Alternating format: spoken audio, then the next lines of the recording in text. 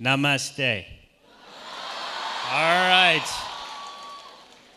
Okay, so what we're going to do, I have a presentation, a video, and I'm going to talk through it and kind of explain my mission, what we did up there.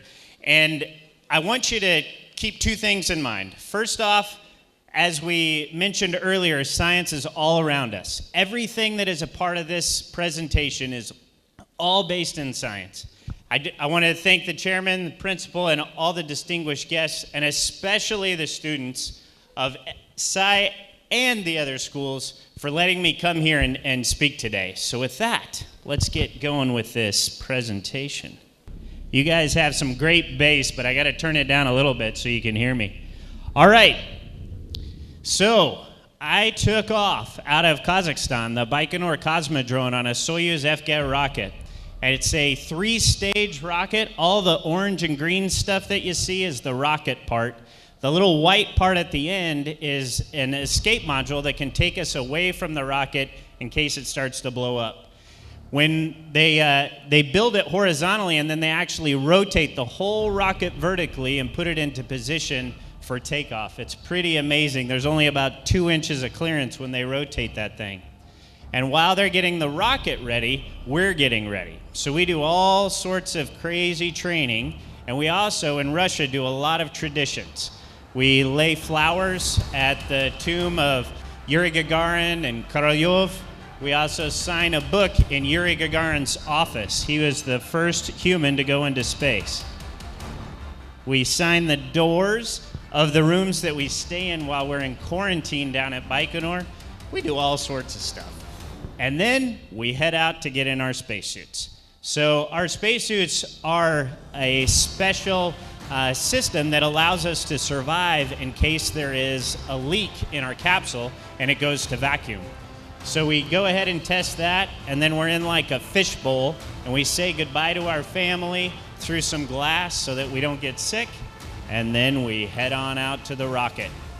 So you look a little bit silly, but that allows you to sit kind of in the fetal position because there's not much room in the rocket.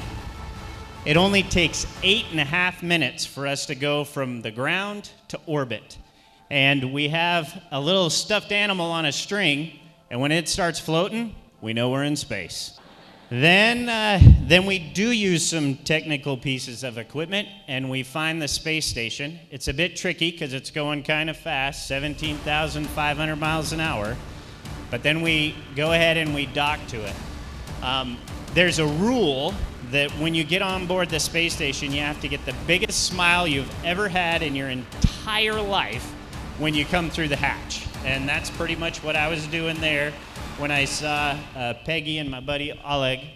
And this is my crewmate, Fyodor Nikolaevich Yurchikin, who this was his 5th mission to the space station. But it's a burrito of awesomeness smothered in awesome sauce, baby. It's so beautiful. That's what I told my wife when she asked me what I thought of being in space. And most of my vocabulary revolves around the word awesome, so I had to call it a burrito of awesomeness. We also get a lot of vehicles, visiting vehicles that bring cargo and supplies to the space station. And 2 days after I arrived, the Cygnus was docked. This is a special vehicle because some of our vehicles burn up in the atmosphere. The Cygnus is so capable that we can actually put different experiments on board that vehicle, and then it undocks, it flies around for a couple weeks before coming back in. And it's a great example of what you can do as a team. So when we undocked, I said a few words about Cygnus. OA-7 and the SS John Glenn. In its release and the entire mission, it performed beautifully, a fitting testament to the legendary explorer and patriot whose name it bears. The performance is also a testament to the team that supported it throughout the mission. Every detail, from the flawless system operations to the perfectly labeled straps, to a well-orchestrated symphony of cargo and science logistics. We can't say enough about the team we have the privilege to represent here on orbit, and want to send our best wishes on the final phase of its mission. Godspeed and fair winds, SS John Glenn. It has been an honor. And that's just what it's all about. working as a team. And we actually sent part of our crew home, so there were only 3 of us on the space station for 2 months. And on the US segment, it was just me and my buddy Peggy Whitson. And we were able to capture, dock, unload, do the entire science complement, repack it up, and get rid of SpaceX 11 in a little over a month. That doesn't sound like much, but we thought it was impossible before we did it, and we could only do it because of the incredible work of all the people on the ground who were doing everything to help us and enable us to be able to do that. And then about a month and a half later, we got another cargo vehicle, SpaceX 12. You can't see it, but it looks like Christmas lights there, red and green. And this is a great time-lapse video of what happens when we dock one of these vehicles. So we have to make sure that there's no leaks in the compartment in between the vehicles. We have to remove a bunch of equipment. We put on some fancy gear to make sure there's no contamination inside, and then we get inside the vehicle, open the hatch, and start taking cargo out. Cargo is super fun in space because it doesn't weigh anything, and even though it's a big, huge container, you can still move it around like it's nothing and put it all on all the walls, so it's a whole lot of fun. Since Fyodor was the only Russian, I had to get trained up in some of the Russian systems so that we could dock and undock the Progress cargo vehicles. All of these cargo vehicles are extremely important. When you are cruising around at 17,500 miles an hour, 400 kilometers high, you need a lot of stuff to be able to get your job done. Your fuel, your water, everything. And most importantly, science. That's the reason why the space station exists. All of these vehicles are full of science. All over the space station, we have racks as big as this, which is almost my size height-wise, down to little teeny experiments. This is a biophysics experiment, and right next door is a combustion chamber. So on Earth, we use gravity and convection, and flames are actually fed oxygen to keep them alive. Whereas on orbit, it burns all the oxygen around the flame until it puts itself out. So we have to understand that so that we can have more efficient combustion here on Earth, but also know how to build engines in space. This is a great experiment called the electrostatic levitation furnace, and they take little balls of metal, levitate them between magnets, shoot it with a laser to melt it, and then as it cools, because there is no convection, it cools uniformly and it can make alloys that are lighter and stronger than anything we can do on Earth. This is the Microsciences glove box, which keeps us safe from different experiments or the experiments safe from us. This one was freeze-dried medicines. And then my buddy Peggy is working on another experiment in there so you can see what it looks like when we're actually using the gloves. These are robots that are like the little drones from Star Wars that Luke was practicing with. And we have school kids actually program them for different logic contests, and we have international competitions to see who wins. We also do technology demonstrations. This is actually a CO2 scrubber that uses a technique called capillary action, or a physical property called capillary action, to clean the air. And this is one of my favorite ones. I called it the cancer-seeking missile. I'm an old fighter pilot, so it actually targets antibodies in cancerous tissue and leaves the healthy tissue alone. So as a father of a daughter with cancer, this one was very important to me, that we try to find a cure for that terrible disease. We also have a lot of robots. This one is a Japanese robot. If you ever go to Japan, pretty much you're always bowing to somebody. So I had to bow to the robot. It worked pretty good. Also in the Japanese segment, we have an airlock that one of the great experiments that we had going on was putting a launcher on this airlock table, and then we could slide that through the airlock outside, use the robotic arms to grab it and point it down below the station, and then we were able to launch 41 satellites in a little over 2 weeks. And it's a great way to get new technology to orbit and demonstrate those technologies. We also do all sorts of smaller experiments from school kids all the way from elementary school on up. And I was lucky enough to be on orbit when my high school in Colorado in the United States actually launched one of their experiments, and I got to work on it. We grow plants not only so we can figure out how to have vegetation for long duration missions, but also how to increase crop yields and efficiency of growing here on Earth. We also have to miniaturize a lot of technologies. This little teeny device actually sequences DNA. So we can take samples of things that we find and don't know what they are, and we can sequence them and determine, no kidding, what they are. We have a lot of experiments outside this space station. This is a rollout solar array that's kind of like a party horn on New Year's Eve that rolled itself out. Unfortunately, we couldn't roll it back in, so we had to let it go. And then there's us. We're the biggest lab rats on the space station. We have to do 2.5 hours of working out every day, or our muscles and bones will deteriorate. So we use our treadmill, which has bungees, to keep us on the treadmill and give us that force. We have this resistive exercise device, and you can see that it kind of clamshells. It's anchored at one point. That way it doesn't impart any loads to the space station as we're doing our workouts. And then we have this goofy bicycle, which is basically just a box. There's no seat. You grab onto a frame while you're riding it, and it's loosely attached to the wall so we don't impart any loads as well. But it gives you a good aerobic workout, and we need that, or we'll come back as 90-year-old men.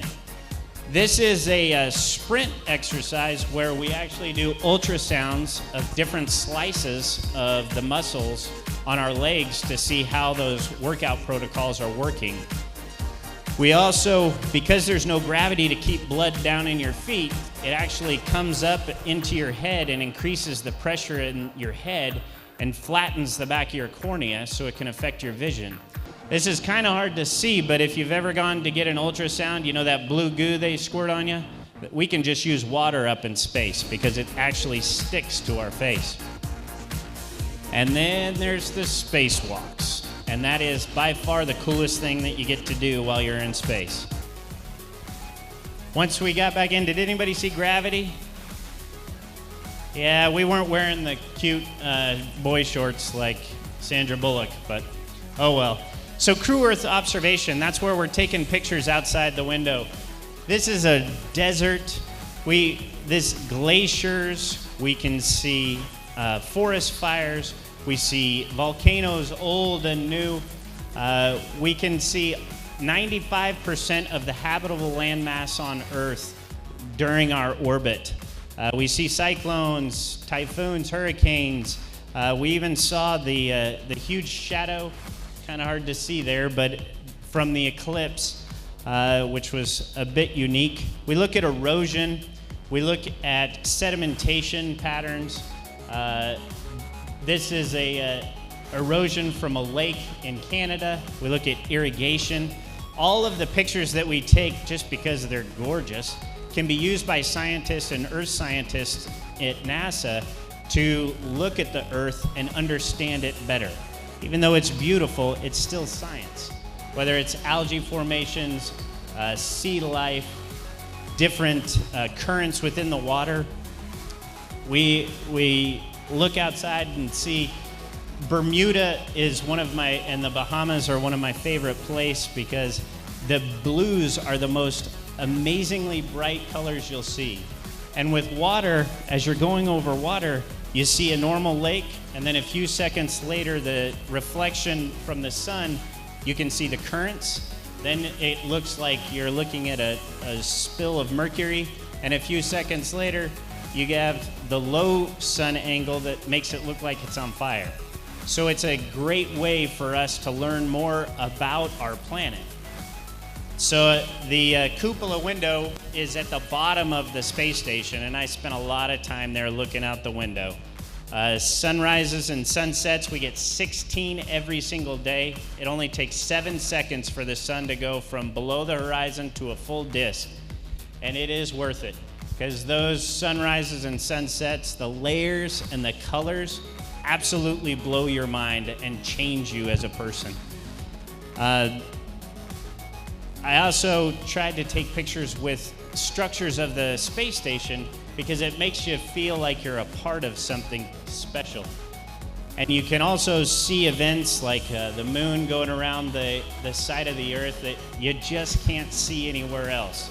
And so it's important for us to take those pictures and share them with everyone here on Earth. It's hard to, it's pretty bright here, so you can't see the pictures too well.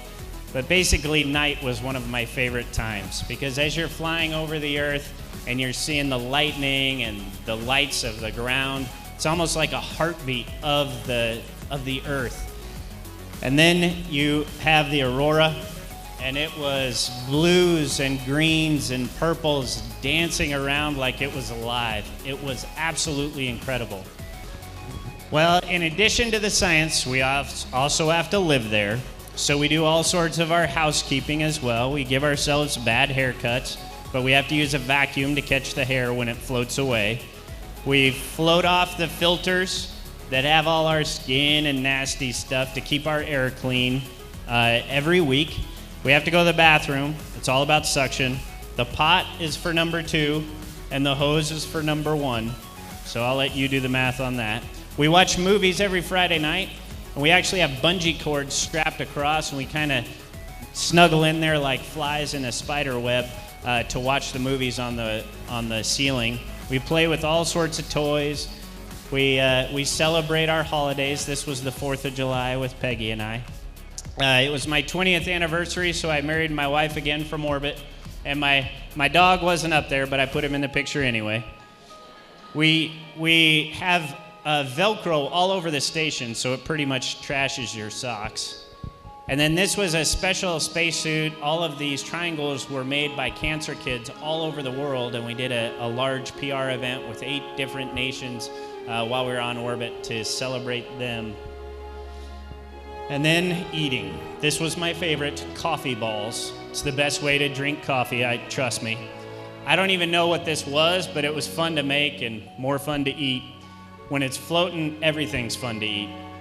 This is pudding, and if you can eat pudding this way, you really should, because it's a lot of fun. You squeeze the whole packet out on the spoon, and then do your best to fit it all in your mouth. And then when you can't, you go fly after it and get the rest of it. This is our group eating. You gotta play with physics, see how you can spin. And my nickname's Two Fish, so I was swimming with the fishes. But you have a lot of fun, and you have to, because you're in space, and it's awesome. But at the end of it, with all the science and fun behind us, we had to come home. So we get back in our spaceship. This time we picked up a hitchhiker called Peggy Whitson. She came home with us. It takes about 4.5 hours to get from the station to the ground. We do a burn, and then you look out the window and it starts turning pink and then orange and then yellow. Then you start seeing pieces of your heat shield go by. Then it chars over, it becomes black, and then when the chute comes out, those pop off, and you just sit there and wait for the really soft landing. It's not really soft. It's really not soft. So once we land, the Russian search and rescue forces take only a few minutes, and they're already there. They orient our capsules so that it's easier to pull us out. Our muscles aren't doing too bad because we worked out so much, but our equilibrium is completely messed up. So they really have to grab your hand and hold you and make sure you don't fall over. So they ended up picking us up, carrying us over, and then they'll set us in some chairs so that we can call our family, wave at everybody. And then we need to get some fluids in our body. When you go to space, you actually lose about 1 liter of fluid because your body is smart enough to know that we don't need all that fluid.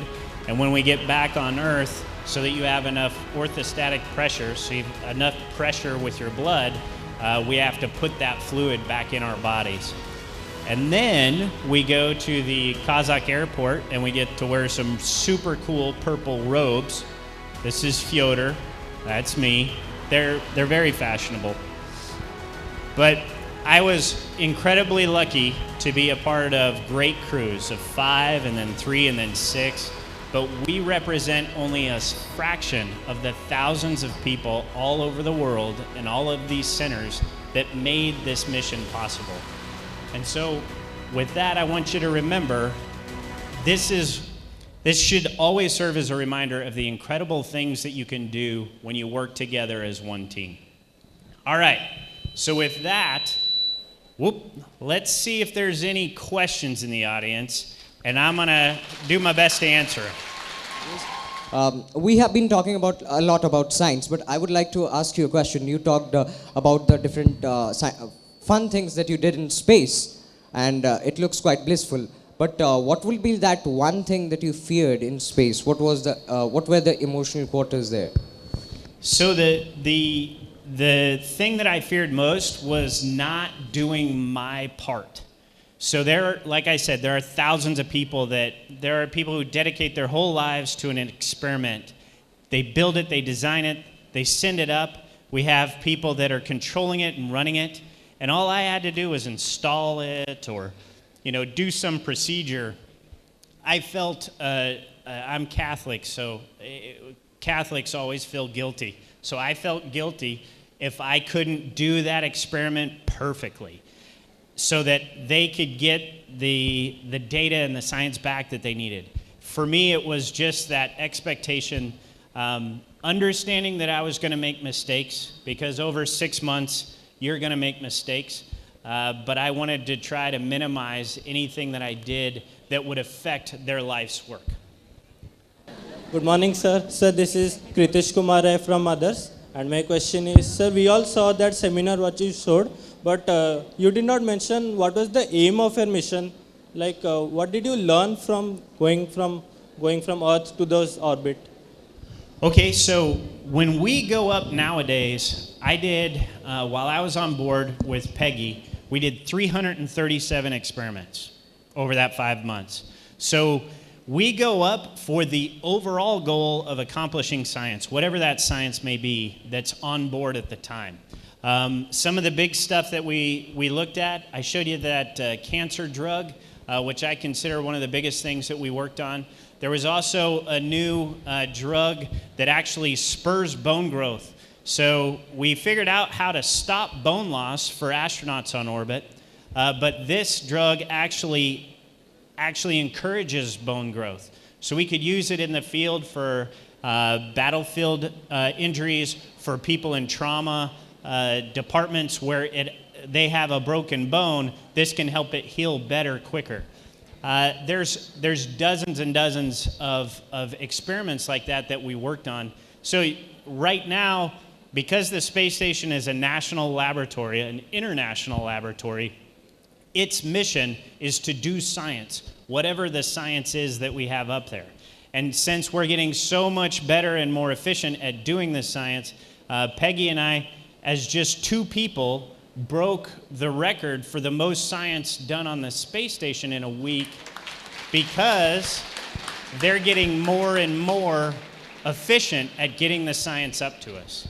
So that the question, or the answer, is really to do science, whatever it may be. Good morning, sir.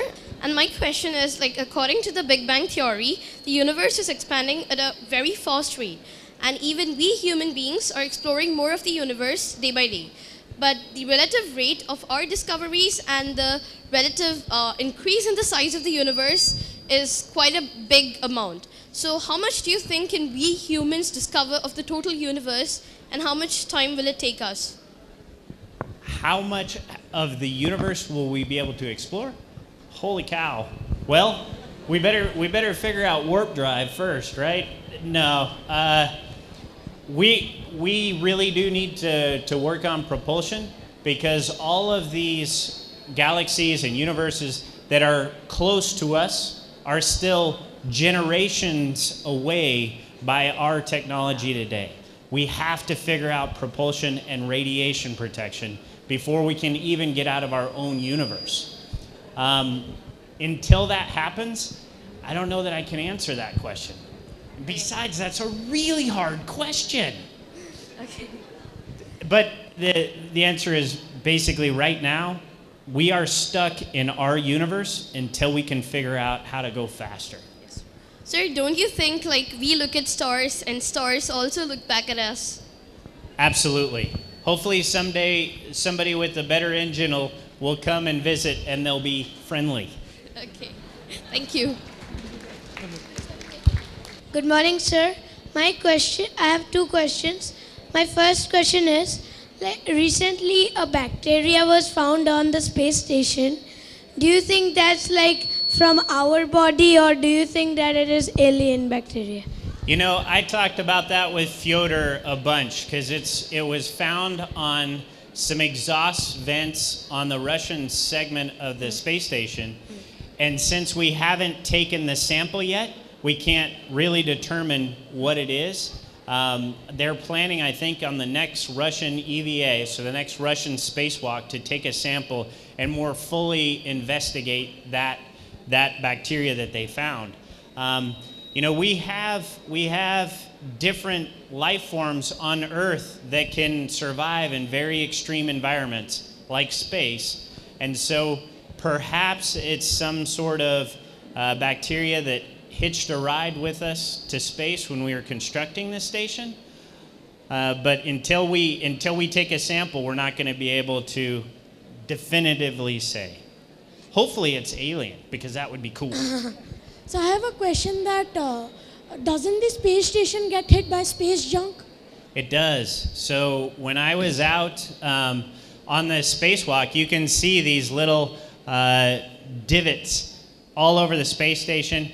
And then, you know, when I would always go at night to close things up and turn off the lights and close the shutters, every now and again you'd hear a dink.